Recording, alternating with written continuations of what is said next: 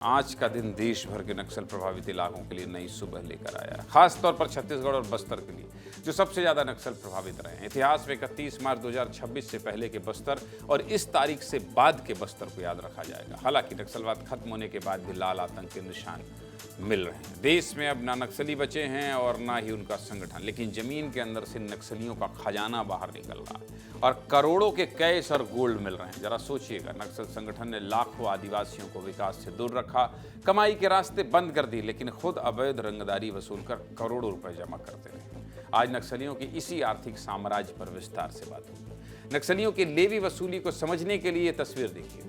नक्सल खात्मे की डेडलाइन के दिन फोर्स ने इतिहास का सबसे बड़ा डंप बरामद किया। ये तस्वीर नक्सल संगठन की काली कमाई का सबूत है। जिस सोने को आप सभी देख रहे हैं, इसका वजन कितना है जानते हैं? ये सोना 7 किलो 200 ग्राम का है और इसकी कुल कीमत 11 करोड़ रुपए। 11 करोड़ रुपए।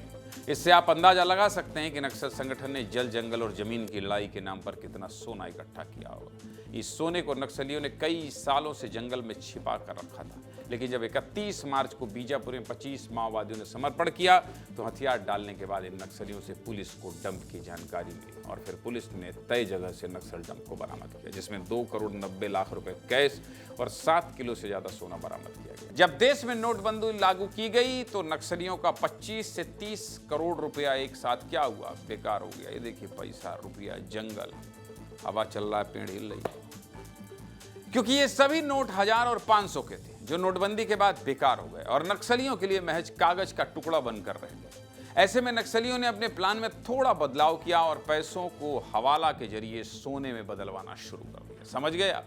ताकि इससे 3 तरह के फायदे हों। कैसे? ये फायदे क्या थे, ये भी बता देता हूं। पहला तो कैश को सोने में बदलने से नोटबंदी होने या खराब होने का खतरा खत्म हो गया, क्योंकि सोना कभी बंद नहीं होता और जमीन में छिपाने पर भी हमेशा सुरक्षित रहता। दूसरा फायदा क्या है? दूसरा फायदा ये हुआ कि समय के साथ सोने की कीमत बढ़ती है, जबकि पैसा तो जितना है उतना ही रहता है। और तीसरा ये कि कैश की तुलना में सोने को एक जगह से दूसरी जगह शिफ्ट करना आसान होता है, क्योंकि करोड़ों का सोना महज कुछ किलो का ही होता है, जो किसी झोले या बैग में आ जाता है। नोटबंदी से हुए नुकसान की पुष्टि खुद नक्सलियों के पूर्व केंद्रीय प्रवक्ता वेणुगोपाल राव उर्फ सोनू ने भी की।